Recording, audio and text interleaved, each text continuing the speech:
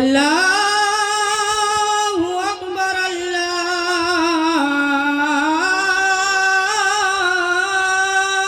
اکبر اشہد ان لا الہ الا اللہ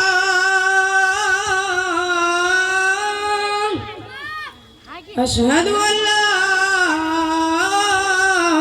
الہ الا اللہ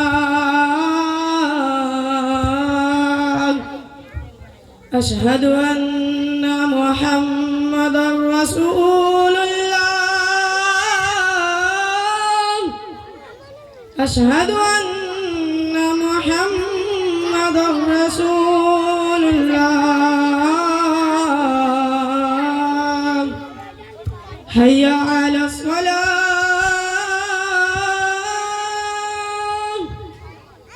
حی علی الصلاة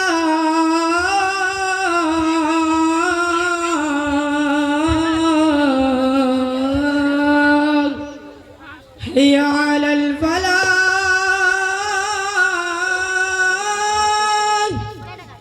حی علی الفلاح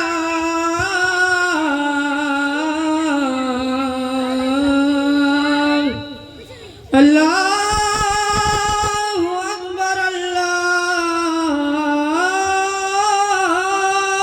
اکبر لا الہ الا اللہ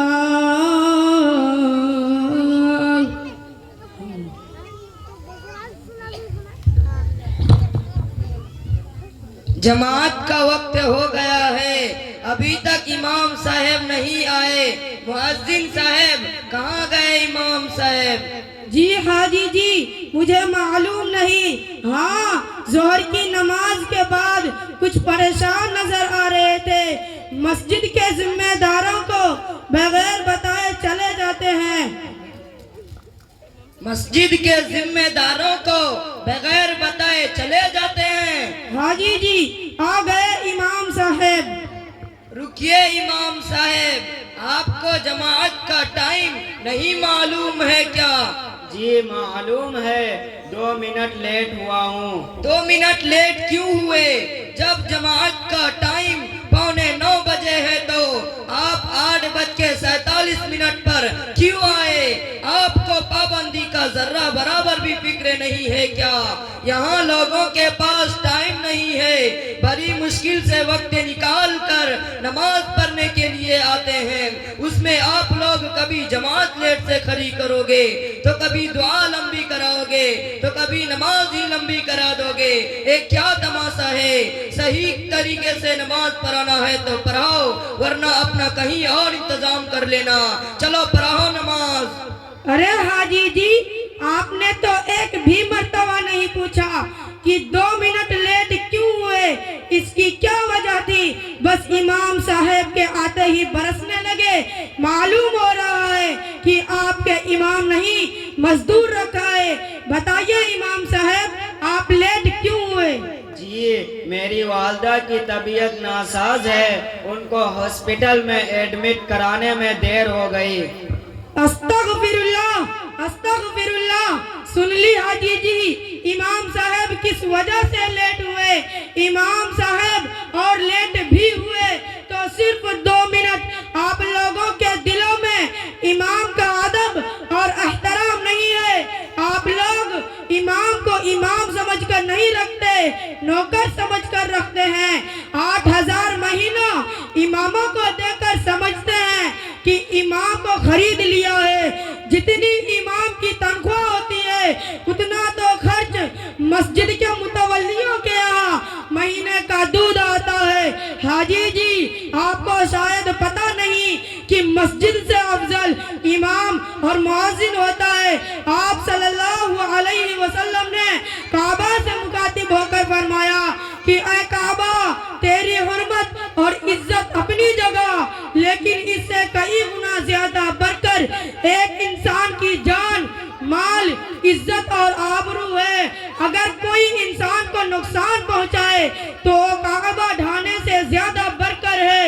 آج مسلمانوں پر جو حالات آ رہے ہیں، اے علماء کی خون چوسنے، ان کا ادب اور احترام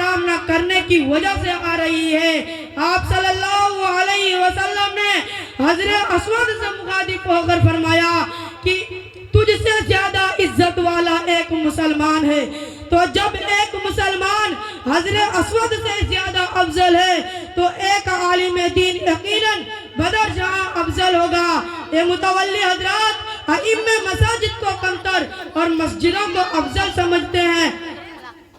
تو جب ایک مسلمان حضرت اسود سے زیادہ افضل ہے تو ایک عالم دین یقیناً بدر جہاں افضل ہوگا. یہ متولی حضرات ائمہ مساجد کو کمتر اور مسجدوں کو افضل سمجھتے ہیں. اگر ان کو جاہل اور بیوقوف متولی کہہ دیا جائے تو کوئی غلط نہیں ہوگا. اگر مسجد کی کمیٹی کے پاس کچھ بیلنس بڑھ جائے تو ان کی سوچ و فکر میں بس یہی ہوتی ہے کس طرح سے اس پیسے کو پیشاب خانہ یا بیت الخلا یا اینٹ گاڑے مٹی میں لگا دیا جائے. چاہے ان کو کوئی چیز بنی بنائی توڑنی ہی پڑے مگر ان کے ذہن میں یہ نہیں آتا کہ امام یا مؤذن یا مدرس کی تنخواہوں میں اضافہ کر دیا جائے. ہندوستان کے مدارس اور مکاتب کے ہزاروں ائمے کرائے کے مکانوں میں یا مسجدوں کے حجرے میں رہ کر زندگی گزار کر دنیا سے رخصت ہو گئے مگر ان فرعون صفت ممبران مساجد کو ذرا بھی ترس نہیں آتا. ہاں 2 منٹ لیٹ ہو جائے نماز میں تو امام صاحب کا خون چوسنے کے لیے تیار رہتے ہیں, موقع ڈھونڈتے رہتے ہیں کس طریقے سے امام پر اپنی حکومت چلائی جائے. ایسے ممبران مساجد کو دھیان رکھنا چاہیے کہ حساب و کتاب کا دن اور اعمال تولنے والی ترازو ان کے لیے بھی ہے. اللہ تعالیٰ سے دعا ہے کہ ہم لوگوں کو اپنی علماء کی قدر کرنے کی توفیق عطا فرمائے. آمین.